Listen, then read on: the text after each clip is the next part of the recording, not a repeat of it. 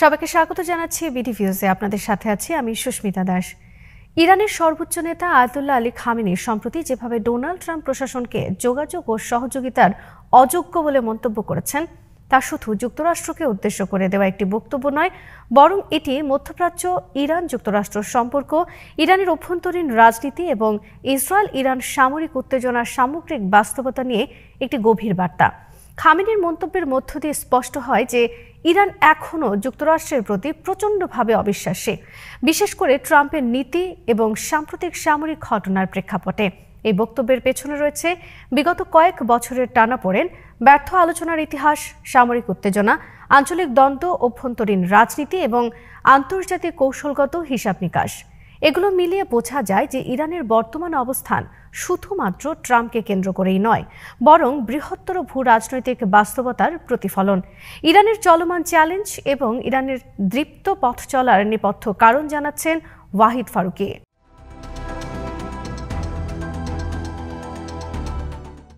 গত কয়েক মাসে ইসরায়েল ও ইরানের মধ্যে সংঘাত নতুন মাত্রা পাওয়া মাত্রই গণমাধ্যমে নানা গোপন বার্তা, আলোচনার চেষ্টা বা সম্ভাব্য মধ্যস্থতার প্রসঙ্গ উঠে আসতে থাকে। অনেক পশ্চিমা গণমাধ্যম দাবি করে যে ইরান কিছু ব্যাক চ্যানেল বার্তা পাঠিয়েছে যুক্তরাষ্ট্রকে, বিশেষত সেই সময় যখন ইসরায়েল ইরানের বিরুদ্ধে নজিরবিহীন বোমা হামলা চালায় এবং যুক্তরাষ্ট্র সেই হামলায় অংশ নেয় ইরানের গুরুত্বপূর্ণ পারমাণবিক স্থাপনা লক্ষ্য করে। কিন্তু খামেনি সেই সব দাবি সরাসরি মিথ্যা বলে উড়িয়ে দেন এবং বলেন যে ইরান কোনো ধরনের গোপন যোগাযোগ করেনি।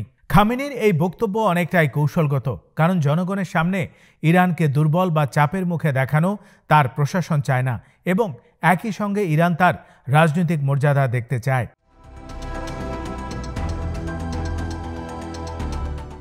ইসরায়েলের 12 দিনের হামলার সময় যুক্তরাষ্ট্র যে সরাসরি অংশ নেয়, এটা ছিল ইরান ইসরায়েল সংঘাতে এক নতুন অধ্যায়।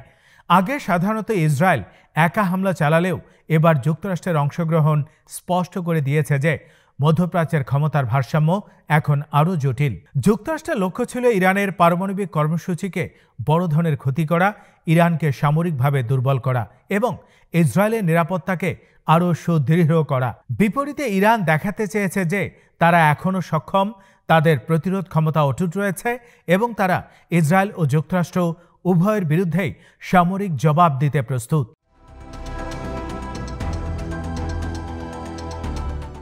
খামেনির বক্তব্যে যখন তিনি বলেন যে ইসরায়েল ও যুক্তরাষ্ট্র তাদের কোনো লক্ষ্যই অর্জন করতে পারেনি, তখন তিনি আসলে ইরানের অভ্যন্তরীণ জনগণকে আশ্বস্ত করতে চান।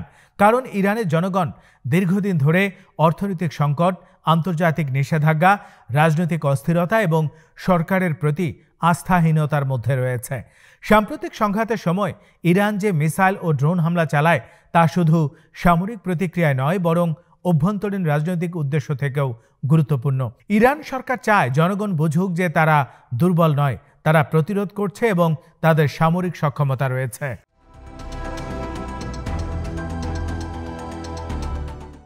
ইরান থেকে হামলা চালানোর পর যুক্তরাষ্ট্র ও ইসরায়েল বলেছিল যে তারা ইরানের পারমাণবিক সক্ষমতাকে একেবারে ধ্বংস করে দিয়েছে। বিশেষ করে ট্রাম্প বলেছিলেন যে ইরানের পারমাণবিক প্রোগ্রাম অবলিটারেটেড, অর্থাৎ সম্পূর্ণ ধ্বংস হয়ে গেছে। কিন্তু মার্কিন প্রতিরক্ষা দপ্তর পেন্টাগন পরে জানায় যে ক্ষতি হয়েছে ঠিকই, তবে সেটি ইরানকে সর্বোচ্চ 1-2 বছর পিছিয়ে দেবে, এর বেশি নয়। এর আগের একটি গোপন মার্কিন গোয়েন্দা রিপোর্টে বলা হয়েছিল যে হামলার ফলে ইরান মাত্র কয়েক মাস পিছিয়েছে। এই দ্বন্দ্ব ও পার্থক্য থেকেই বোঝা যায় যে যুক্তরাষ্ট্রের অভ্যন্তরেও ইরান বিষয়ক মূল্যায়নে বড় ধরনের মতবিরোধ রয়েছে। আর খামেনি ট্রাম্পের বক্তব্যকে ব্যঙ্গ করে বলেন, ওটা স্বপ্ন দেখুক, যা স্পষ্টভাবে দেখায় যে ইরান নিজেকে এখনো ক্ষতিগ্রস্ত বা দুর্বল মনে করছে না।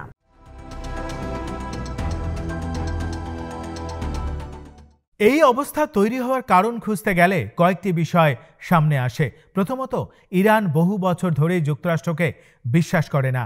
2018 সালে ট্রাম্প যখন হঠাৎ করেই ইরান যুক্তরাষ্ট্রের ঐতিহাসিক পারমাণবিক চুক্তি থেকে সরে দাঁড়ান এবং ইরানের ওপর কঠোর নিষেধাজ্ঞা পুনর্বহাল করেন তখন থেকে ইরানের জন্য যুক্তরাষ্ট্রের প্রতি অবিশ্বাস স্থায়ীভাবে প্রতিষ্ঠিত হয়।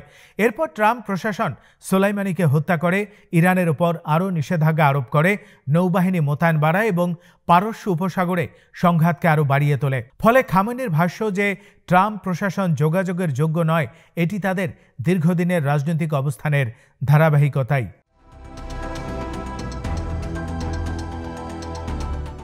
দ্বিতীয়ত, ইরানের অভ্যন্তরীণ প্রেক্ষাপটও খামেনির বক্তব্যের একটি বড় অংশ। দেশে বহু বছর ধরে জনগণের মধ্যে অসন্তোষ বাড়ছে, অর্থনৈতিক সংকট গভীর হয়েছে, মার্কিন নিষেধাজ্ঞার কারণে মুদ্রাস্ফীতি বেড়েছে, বেকারত্ব ছড়িয়েছে, আর রাজনৈতিক স্বাধীনতার অভাব নিয়ে সমালোচনা তীব্র হয়েছে।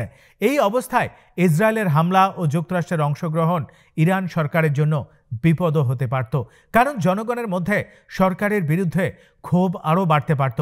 কিন্তু খামেনি বলেন যে পুরো সংঘাতের সময় জনগণ ঐক্যবদ্ধ ছিল, এমনকি সরকারের সমালোচকরাও রাষ্ট্রের পাশে ছিল।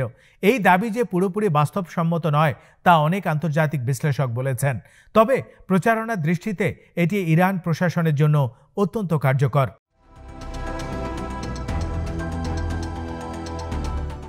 খামেনির এই বক্তব্য ইরানের জন্য একটি রাজনৈতিক অবস্থানও তৈরি করছে। সংঘাতের পর তিনি যে জাতীয় ঐক্যের কথা বলেন তা ভবিষ্যতের রাজনীতি ও নির্বাচনের জন্য গুরুত্বপূর্ণ। ইরান সরকার দীর্ঘদিন ধরে জাতীয় নিরাপত্তা ও বহিঃশত্রুর হুমকিকে রাজনৈতিক অস্ত্র হিসেবে ব্যবহার করে আসছে। ফলে ইসরায়েল ও যুক্তরাষ্ট্রের সঙ্গে সংঘাত ইরান সরকারের জন্য অনেকে মনে করেন রাজনৈতিক সুবিধা তৈরি করে দেয়। খামেনি যখন বলেন এই ঐক্য সংরক্ষণ ও মূল্যায়ন করা প্রয়োজন, তখন তিনি আসলে স্টেট অ্যাপারেটাসকে বার্তা দিচ্ছেন যে এই ঐক্যকে ধরে রাখতে হবে এবং বিভিন্ন রাজনৈতিক ইস্যুতে জনগণ যেন সরকারের বিরুদ্ধে না যায়।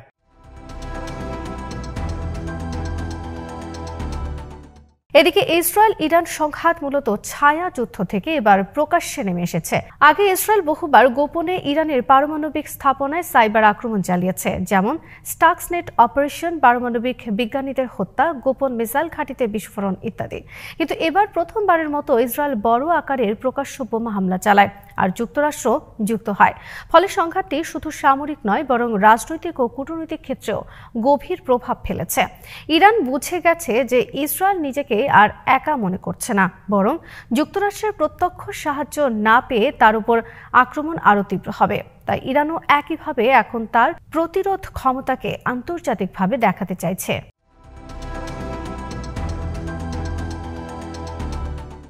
এই প্রেক্ষাপটে ইরানের প্রতিক্রিয়া ছিল অত্যন্ত কৌশলগত। তারা মিসাইল ও ড্রোন হামলার মাধ্যমে স্পষ্ট বার্তা দেয় যে তাদের সামরিক প্রযুক্তি আগের চেয়ে উন্নত এবং তারা দূরপাল্লায় আঘাত হানতে সক্ষম। এই হামলা শুধু প্রতিশোধ নয়, বরং একটি সামরিক ও কৌশলগত প্রদর্শনী। ইসরায়েলের আয়রন ডোম ও অন্যান্য প্রতিরক্ষা ব্যবস্থা মিসাইল প্রতিহত করলেও ইরান দেখাতে চায় যে তারা ইসরায়েলের গভীরে আঘাত করতে প্রস্তুত। এর ফলে মধ্যপ্রাচ্যের সামরিক ভারসাম্য আরও পরিবর্তিত হয়েছে।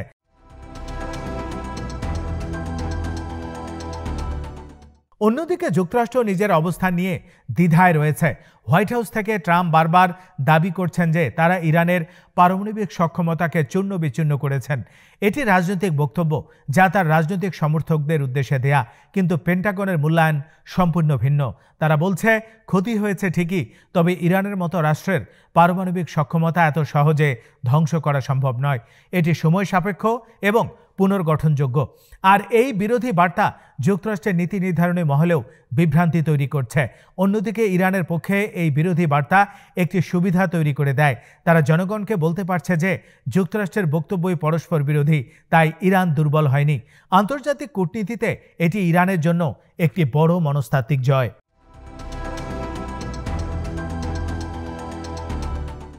এই ঘটনাগুলো প্রমাণ করে যে একাধিক স্তরে ইরান যুক্তরাষ্ট্র সম্পর্ক এখন ভেঙে পড়া অবস্থায়। প্রথমত, রাজনৈতিক অবিশ্বাস, দুই দেশই একে অপরকে প্রতারক মনে করে। দ্বিতীয়ত, সামরিক উত্তেজনা, একটি বড় সংঘাতের ঝুঁকি সবসময় ঘোরাফেরা করছে। তৃতীয়ত, কূটনৈতিক অচলাবস্থা, আগের সব আলোচনাই এখন বন্ধ।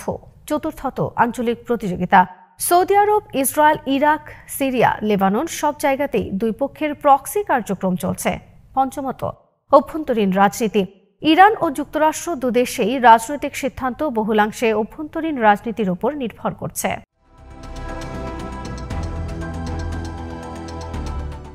এই অবস্থায় ইরান যুক্তরাষ্ট্রের মধ্যে নতুন করে আলোচনা শুরু হওয়ার সম্ভাবনা খুবই কম। ট্রাম্প আবারও যদি আগের বৈরী নীতিতে ফিরে যান তাহলে ইরানের সঙ্গে তার কোনো ধরনের আলোচনার সম্ভাবনাই নেই। এমনকি অন্য কোনো মার্কিন প্রশাসন ক্ষমতায় এলেও আগের চুক্তির মতো সহযোগিতা আর সম্ভব নয়। ইরান এখন অনেক বেশি রাশিয়ার দিকে ঝুঁকছে, চীনের সঙ্গে অর্থনৈতিক সম্পর্ক জোরদার করেছে এবং মধ্যপ্রাচ্যে তার উপস্থিতি আরও শক্তিশালী করেছে। তাই যুক্তরাষ্ট্রকে আর অপরিহার্য অংশীদার মনে করে না ইরান।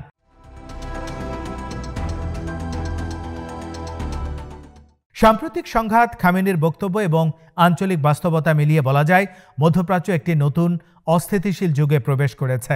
ইরান ও ইসরায়েলের মুখোমুখি সংঘাত যে কোনো সময় আবারও তীব্র হতে পারে। যুক্তরাষ্ট্র এই সংঘাতের বাইরে থাকছে না।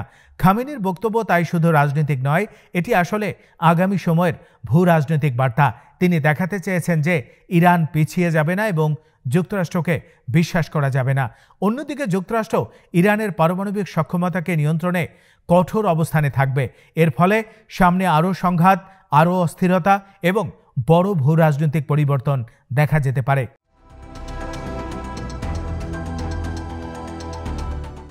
এই সব কিছু মিলিয়ে খামেনির মন্তব্যকে শুধু একটি রাজনৈতিক লাইন হিসেবে দেখা যাবে না। এটি ইরানের নিরাপত্তা কৌশল, আঞ্চলিক অবস্থান, অভ্যন্তরীণ রাজনীতি এবং বৈশ্বিক পুনর্গঠনের প্রতিফলন। তার বক্তব্য মধ্যপ্রাচ্যের নতুন বাস্তবতাকে সামনে নিয়ে এসেছে, যেখানে ইরান আর পিছু হটার ইঙ্গিত দিচ্ছে না, বরং চ্যালেঞ্জ গ্রহণের প্রস্তুতি দেখাচ্ছে। আগামী সময়ের মধ্যপ্রাচ্য তাই আরও অনিশ্চিত, আরও উত্তপ্ত এবং আরও বিভক্ত হবে, এটি এখন প্রায় নিশ্চিত।